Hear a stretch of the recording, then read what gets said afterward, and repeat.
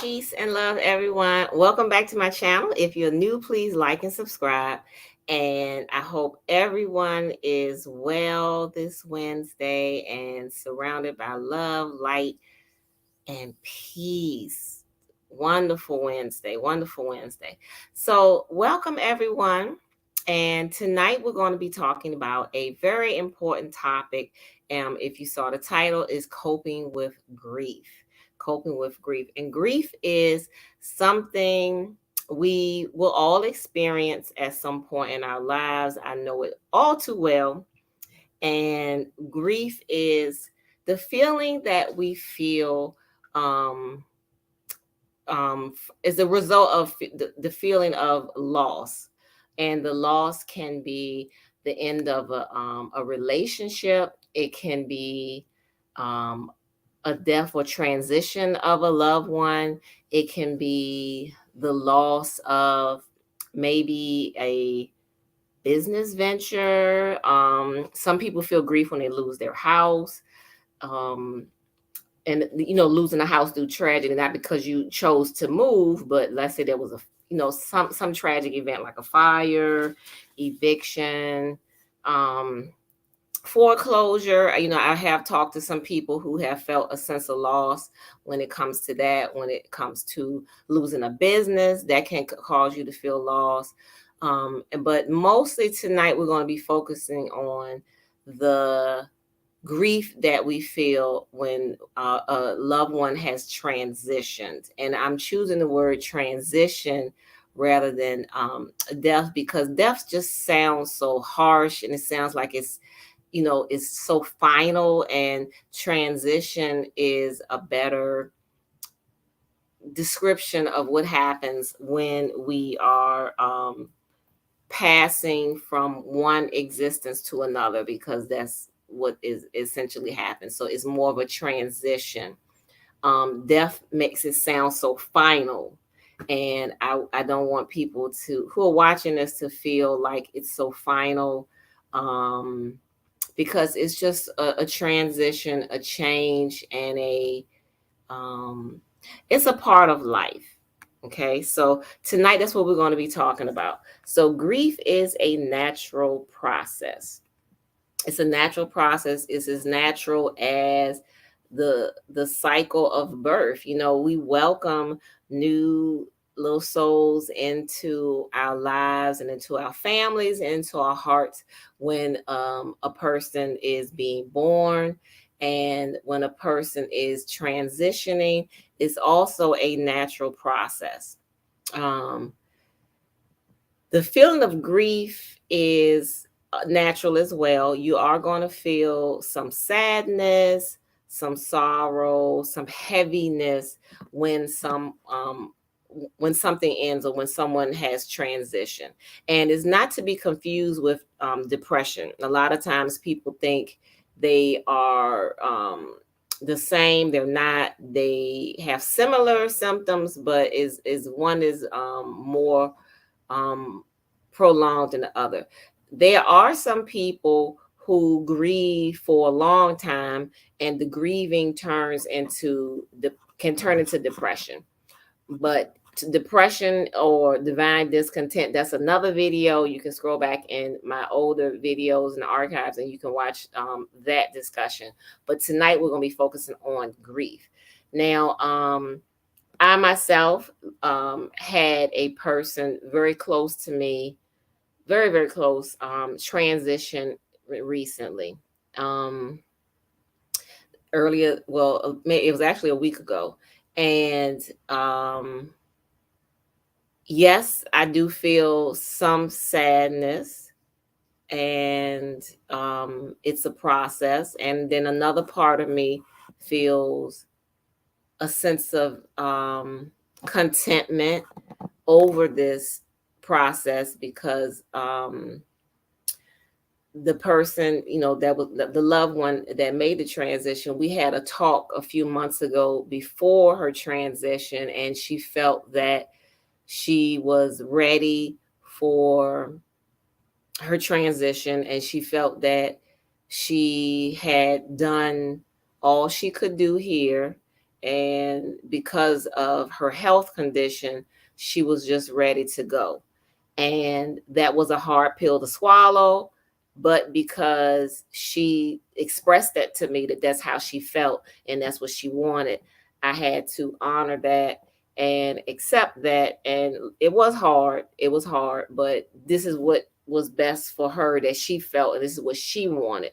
So I felt like, yes, I didn't want her to go now, but I felt it would be selfish if I tried to ask her, just hanging there longer. If she said she was tired, her body was tired, she felt ready, then I have to accept that she's ready and just allow the process. And so that's how I am able to cope with the transition, because it has been difficult. This was someone that I talked to all the time, several times a week, saw them frequently, and to not be able to pick up the phone and, just say, "Hey, how you doing?" or receive text messages from them.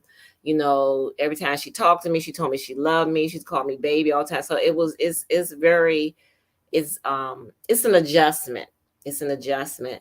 And I know that it's going to take some time to adjust. And as with all changes that take place in our lives, there's an adjustment period and we all have to adjust. Now, the difficulty comes in when people don't know how to adjust and don't know how to cope. And so that can lead to other issues. So that's what we're going to be discussing tonight. And I'm going to share with you some tips that I personally use and that I help and recommend for other people who are coping with grief. And remember, grief is a natural process. And end of a relationship, end of a friendship, a person transitioning, any kind of what may feel like tragedy in your life can cause you to feel a sense of grief, which is natural. Number one, grief is a process, and you have to allow the process and trust the process. Yes, some days are going to be harder than others. If whether it's a grief over a divorce or a painful breakup, or grief over an abrupt change in your life, or a family member or loved one transition, whatever it is, it's a process. You're not going to feel better overnight. You may not feel better in a week. It may take months to heal, and it's a healing process. And so with healing, it takes time. All things take time.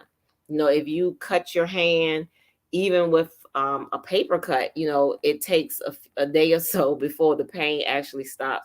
And grieving is something that affects the heart chakra and our spiritual heart, which is located here at the heart chakra, as well as your physical heart. And so grief is something that it's a real feeling of hurt, and it takes time to heal, just like with all wounds. So you got to be patient with yourself and allow this process. Trust the process. Trusting the process means some days are harder than others. Some days you may struggle and feel worse. Some days you'll feel totally elated, almost as if it is not there, and then something will happen and it may trigger the memories or the thoughts or the feelings, and you may start find yourself spontaneously crying or whatever. You may find yourself avoiding situations and places that remind you of the loved one, and that's cool too. Do whatever it is that you have to do to allow this process, but don't block it. Don't ignore it. Don't say, "Oh, I'm fine, nothing's bothering me." Don't be in a state of denial. Don't If other people around you are going through grief, you have to be patient with them as well. Don't say things to people like, "Well, her mom, passed last year, she needs to get over it," or "It's been years now since so and so passed, get on with it," or "Why are you upset? You going through a divorce, you should be don't tell other people how they should feel. Accept how they feel. Accept how they feel. Offer assistance. And if you don't know what to say, don't say anything. Just don't say anything, because sometimes when people say things, it makes it worse. See, and I've heard people say some very offensive things, and after someone has transitioned, and it doesn't matter how that person went. Don't, if you don't know what to say, don't say anything, because you can't actually make the family member feel worse. They'll remember that for years, what you said, that was insensitive or whatever. So allow other people to go through their grieving process. Grief looks different on everybody. Some people um, appear to cope well, and there's others that don't. And then sometimes even those who are coping well, they still may have their moments or their days where they are feeling, not so good, and they need, a chance to just grieve and mourn and allow themselves to feel whatever they're feeling. And we got to be patient and loving and compassionate towards ourselves and others as people are going through the grieving process. If you feel that you're having a hard time with grieving, you may want to seek grief counseling. That is a real thing. It exists. Look online and find someone that offers that in your community. And it's great for your family members and children if they need it. And it's another healthy way to cope with the grief. So remember, allow the process, trust the process. Allow yourself to feel whatever you're feeling. Allow your loved one, or your friends or coworkers or whoever is going through the grief, allow them to feel what they're feeling, and know that this is a process. It's a healing process. Excuse me. Number 2, if you're going through grief, excuse me, got the hiccups. Avoid the haters, the selfish narcissists, the naysayers, the negative people, places, and situations that may be in your life. Many of us, unfortunately, have people like this in our families or so-called friends, whatever they are. Avoid them. This is not the time for them to be interjecting their 2 cents and telling you how you should feel, how you should be getting over it, how you should be adjusting, how you should be coping with whatever the loss is that you feel. And people have a lot to say about other people's lives for some reason, and they will often give you unsolicited advice and express opinions that you really don't care to hear. That a lot of people don't respect boundaries, especially narcissists, and they feel like their opinions are facts. And sometimes you need to set stronger boundaries and avoid those kind of people when you are grieving, because they will make you feel worse. And that's not the kind of help that you need right now. If you're grieving, you need compassionate, loving, supportive help, not negative comments, not negative advice, not cruel, insensitive statements to make you feel worse. Avoid places that make you feel bad if you're grieving. So if, let's say, if somebody you close to you has passed away, and you can't bring yourself or bear going to their house during this time, then stay away from it. Don't let people make you feel bad. Why don't you go there? You got to do the, no. If you don't feel comfortable going there, then don't. The holiday season, if it makes you feel uncomfortable going over to Aunt Flossie's house for the holiday dinner, and she's gonna say something to you about why you don't come around since grandma passed, whatever, all that kind of stuff. Avoid those situations. Okay. Don't go places that bring up memories or make you remember things and you're still processing your grief. Stay away from it. You cannot heal in places or around people who are making you feel some type of way and not honoring your grieving process. So stay away from the places that make you feel sad. Stay away from the situations that make you feel sad, and stay away from the haters and the narcissists and all those people. All right, it takes time to heal. Remember, patience is key. Be patient with yourself. Be patient with others. Okay, it's a process. The heart chakra is the hardest to heal, and it takes time. It's the easiest to break, but it does take time to heal. And the heart chakra is the spiritual heart that is connected to your physical heart. So when people make statements like, oh, so and so had a big heart, they're talking about the heart chakra energy, their heart energy. Um, my heart goes out to you. I love such and such with all my heart, or when a person, their heart is broken or their heart is heavy. All of those statements are referring to your spiritual heart, your heart chakra. Even the people who are not aware of the chakras and what they are, we all feel that heart energy when a person is expressing love to you, or you meet somebody that is very loving and giving. You can feel that energy, that electromagnetic energy from the heart. And the heart chakra creates that energy around us. And when we're grieving, it can kind of become blocked. It will become blocked. Your heart chakra can become blocked by grief. And this takes time to heal. And sometimes it's the hardest to heal. Sometimes it's the hardest to heal. And if you're a person that is struggling with grief, unresolved grief, real or imagined, you definitely have to do some chakra work. If you are interested, this is one of the things that I specialize in.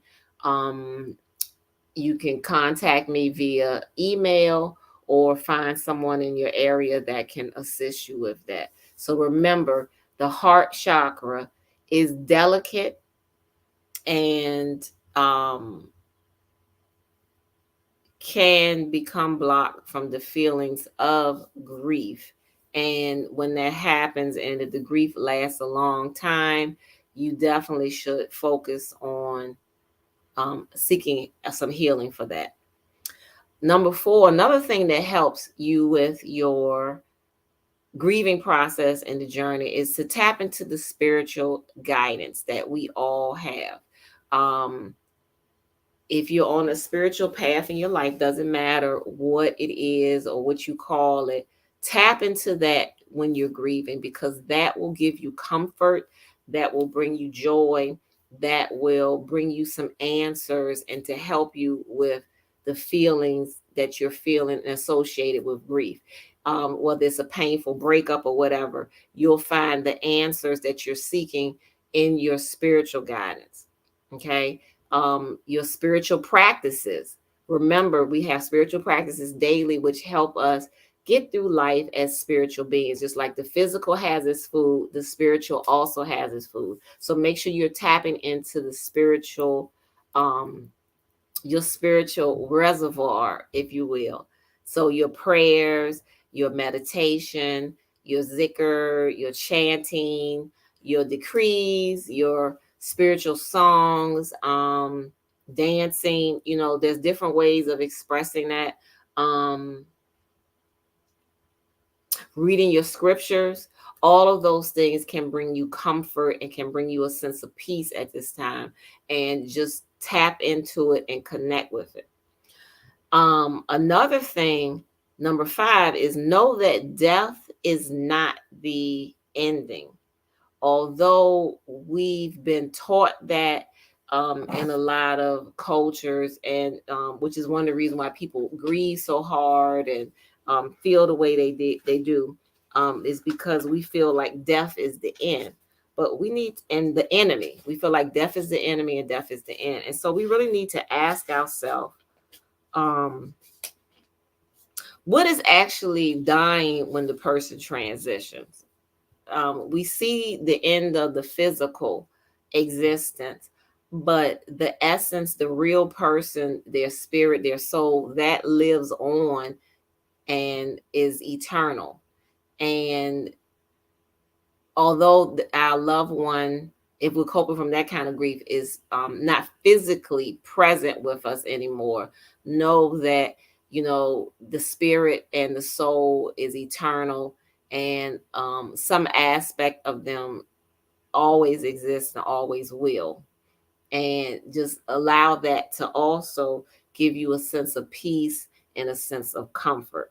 Know that death is not the end. It's not. It's just a phase of life. It's a change. It's a transition. Just like birth is not the beginning. Birth and death, not to get too deep, but birth and death are kind of almost the same thing. It's like, you're going through one portal into one existence, and you're going to another one into another existence. But the person's essence still exists. Okay, so don't look at death as the enemy or the end. Man's power does not end with the transition that we call death. All right. So number 6, find comfort in your belief system. So if your belief system around the death process. So if your spiritual tradition teaches that people go to this paradise, this heavenly place where they're surrounded by loved ones, then trust that and know that that's where they are, that they're surrounded by love, that they're surrounded by people who care for them and will nurture them. um, if you believe in reincarnation, which is the cycle of birth, death, and rebirth, then find comfort in that. Find comfort in knowing that your loved one has transitioned to another place where they will await rebirth, and just trust the process, that it's going to be happy, it's going to be joyous for them, it's going to be loving and supportive. Many people talk about there's lots of books, I should have got some out, lots of books on the topic of reincarnation, and people sharing their near death experiences or talking to loved ones in visions and dreams that have transitioned, and they often will talk about how there was an ancestor or someone close to them that awaited them. Even the people who have had near death experiences will talk about seeing someone that they love, and that person saying things to comfort them. And so know that your family member, your loved one, is being comforted, is being surrounded by love. If you believe in whatever your spiritual path is, know that we come from source and we return to source. um a few months ago, I was looking on Instagram and I saw that Amma, that saint from India, her mother transitioned a few months ago. And the caption said that it was a picture of the mother in a tribute, and it said something so beautiful. It said, she merged with the divine today. And I thought that was a beautiful um, way to describe it. So I've been using that phrase now, that merge with the divine. So know that your loved one has merged with the divine, and that should give you comfort, and that should give you a sense of peace, and a sense of quiet of mind, just to know that they have merged with the divine, the source of all. That will just should gladden your heart and help lift that burden that you feel of grief. Um, in many cultures, people talk to their ancestors, or people who have transitioned. Do that. If that brings you peace and that brings you a sense of comfort, do that. I'll always recommend it. You can just close your eyes and talk to them. If you have a picture of them, put the picture somewhere where you can see it and communicate with them. If you have an altar in your home, make sure you put their picture on the altar. And speak with them, talk to them, act like they're still around, whatever it is that brings you a sense of peace and joy. But remember, the ancestors are part of our lives and as well. So rejoice that your loved one has not only merged with the divine, but they have also become an ancestor. So don't look at it as a loss. You didn't lose anyone, you gained ancestor, someone that's watching over you, someone that is a part of your spiritual support team. So be thankful and grateful for that as well.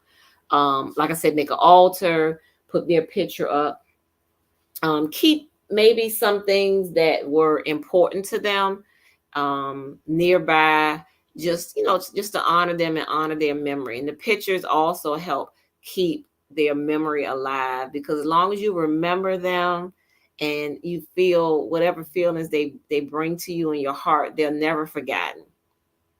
If you're grieving over a loss of a relationship or a business venture or whatever, that's a real form of grief too. So tap into your belief system in regards to that as well. So let's say if it was the ending of a relationship, know that some people come into your life for a season, some people come for a reason, and some people come for a lifetime. So if you are suffering from that kind of loss, everybody's not meant to be there through the long haul. And give yourself a chance to grieve from it, and you know know that as long as your heart is light and open, you will attract new love, and you will find that one person or that person that will want to be there for the long haul. Don't hold on to any past, just let it go. If it's something, another form of loss, remember that through life there's many changes, there's ebb and flow like water. Sometimes things are high and abundant, other times they're dry. And just learn to move like water and go with the flow. That sometimes we can't change the outcome to situations, and we just have to find our balance and find our peace in that situation that we're facing. And you can. All right, number 7, death is not the ending. You can still communicate with your loved ones. We kind of said that in the last one. Yes, you can still communicate with them. I've seen people go to cemeteries and talk to their loved ones, or have a picture of them in the house and talk to them. And, some people find that strange or, excuse me, offensive, but it's for the living. It's for the living. And this is how some people honor their ancestors. And this is how some people maintain that connection with their ancestors. There's special holidays where people do this. November 1st is one.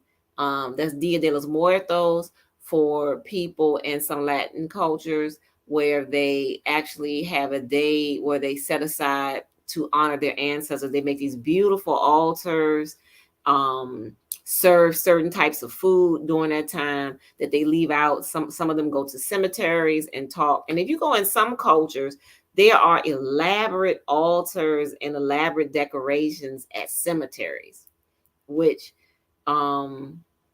many people, I understand now why they do that. But here in the West, in the U.S., cemeteries are kind of solemn places. Sometimes there's statues of angels and saints in them. Sometimes you see the obelisk, or the Tekken, as they call it in ancient Kemet. You see statues like that, which represents resurrection. You will see some people put stones on grave sites, headstones. I've seen that a lot. I really don't know the history behind that. Um, I see it a lot at certain cemeteries, when that I've been to or have driven by or walked by. But cemeteries are places where people bury the dead, yes, but it's full of energy. Of it holds prayers, because a lot of prayers have been said in cemeteries, and that energy is there. That energy is there. And people go to these places to talk to and commune and connect with their loved ones. Another way you can communicate is with ancestral altars, ancestral shrines, or just talk to them. When a person transitions, let's say if they were alone, pray for them. Pray that they make a smooth and joyous transition as they return home. If you are someone who hears about somebody passing that you may not know, that was a stranger to you, still pray for that person. Still pray for that person. There are lots of people who transition almost unknown, like there's no funeral for them, there's no memorial service. There's no going away ceremony or homegoing ceremony for them. And that's very unfortunate, but it's a reality. Some people have passed unknown, or just unacknowledged. So still pray for them and do some kind of little ceremony to make a significance for that person, just to acknowledge their presence, acknowledge their existence, that they existed, and that as they return to um the divine, that they go in a state of peace and a state of joy. Number 8, another thing that can help you commune with, excuse me, another thing that can help you cope with grief is communing in nature. I say this a lot in a lot of my videos, but it has powerful healing benefits. There's something about the natural world that can really make you feel alive again. It can heal you. It can restore your energy. Practicing mindfulness in some form can rewire the brain, and how your brain reacts to stress and grief. And one of the best places to practice mindfulness is in nature, just going on a nature walk, spending some time at the beach or by the river or lake, going in the mountains, finding your favorite spot that you like to just connect and ground yourself with. Take off your shoes, do some earthing, lay on the ground, whatever. If you are in a space where the weather is inclement or not conducive to spending time in nature, then you may want to take a little trip or vacation. Nothing wrong with going on vacation. Nothing wrong with traveling. Find your happy space and find your happy place by traveling, by going somewhere. Spending time in nature will help you with any kind of mental and emotional crisis that you're going through. It's just something, the natural world is so healing and so balancing. Okay. And so always use that as something to help you and to help restore you and lift your spirit. Whenever you're feeling bad, find some place to go in the natural world to just allow it to take that pain from you.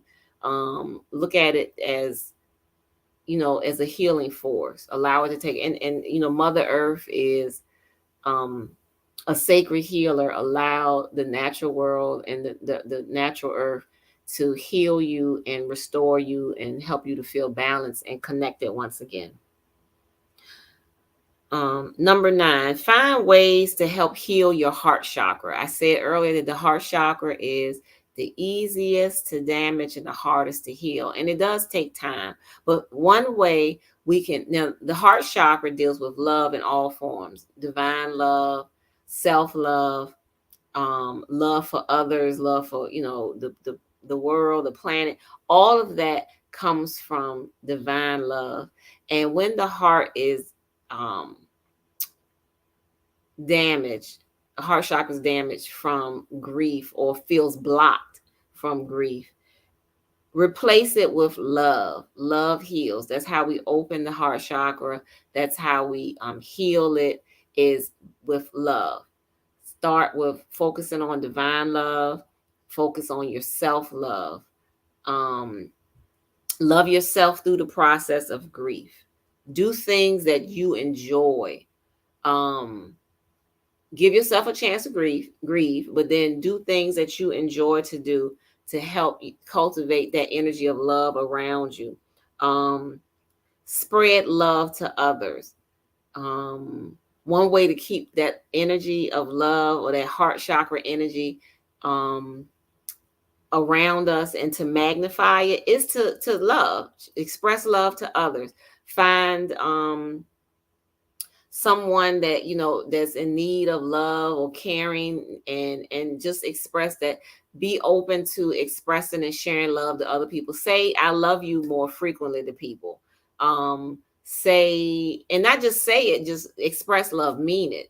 Do more loving acts. Loving random acts of kindness will not only be a blessing to the other person receiving it, but it'll be a blessing to you too. And that will help you to free up some of that feeling of grief and to open your heart chakra. So spread love. Love up on yourself more, love up on others more. Expressing your love through your creativity.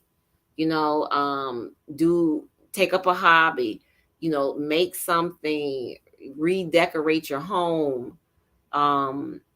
Just do something to express yourself and the love that's inside of you, and that will help you also with healing the heart chakra and allowing that heart energy to circulate around you. If you are a pet person, spending time with a pet is another way to help relieve grief.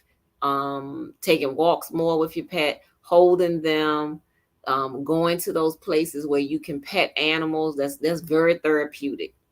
There should be some animal shelters in your neighborhood or in your community, maybe volunteering there once a week or something like that, and being around the little kittens and the little puppies and the little guinea pigs and the other little animals.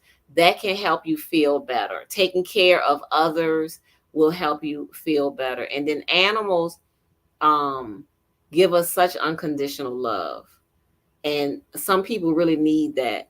And just that feeling and that joy that they give you when they look up at you, or when they a cat purrs in your arms, or when the puppy licks your hand or whatever. Some people need that, and that's a great way for some people to heal.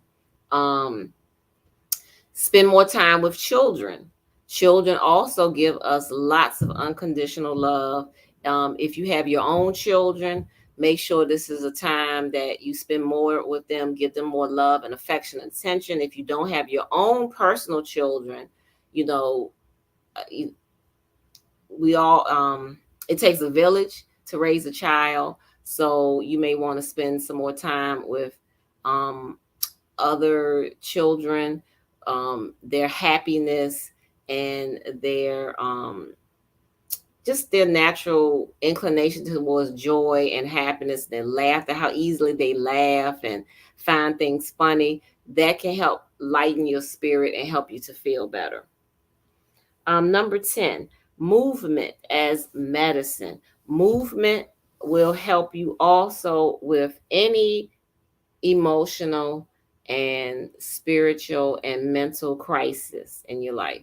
Movement as medicine, as in dance, exercise, um, spiritual movements, energy movements like qigong, yoga, um, tai chi, kung fu. All of those things will also help you with the grieving process. When we are feeling sad and grief or loneliness or whatever, we often get still and get kind of in a rut, and that's not healthy. You need to be moving and stay moving, and those movements, the energy movements, or just any kind of movement, will help you so much with the healing process and help you raise your endorphins, help with the happy hormones, and just help you stay alive, feel alive. So find some form of movement to do and be consistent with it. Continue whatever movement activities you do.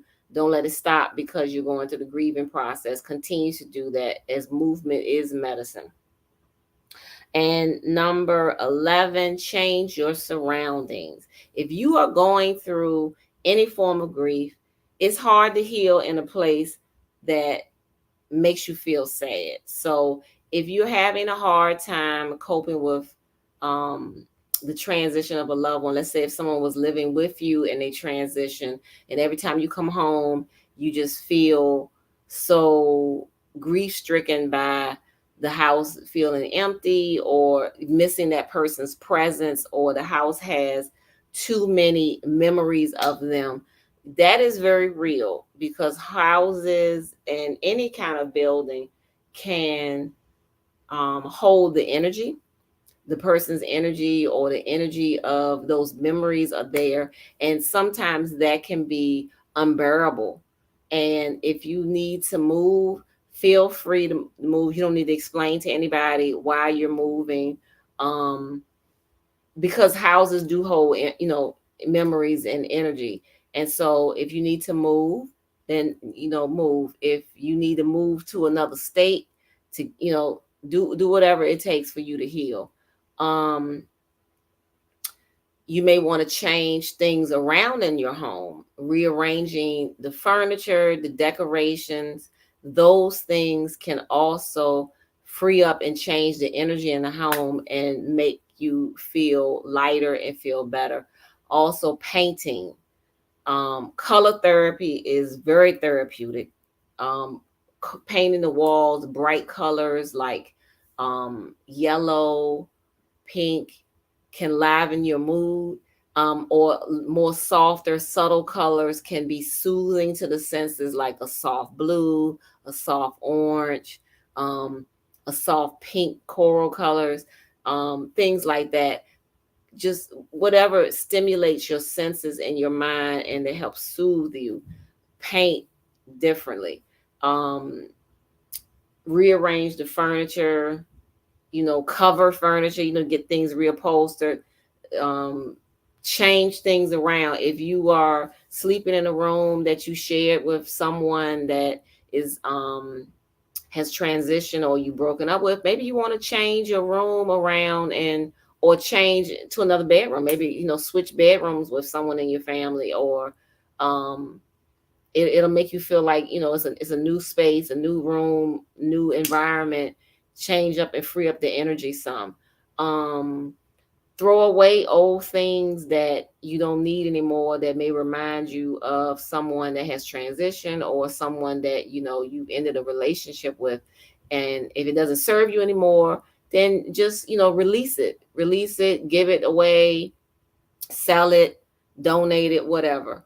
All of those things, just hold on to things that may not serve us, or that may be, painful reminders. And we don't want anything that is a painful reminder. We want to be able to remember loved ones with joy and happiness. Or if it's the ending of a relationship, we want to be able to move on with a smooth transition to embrace the new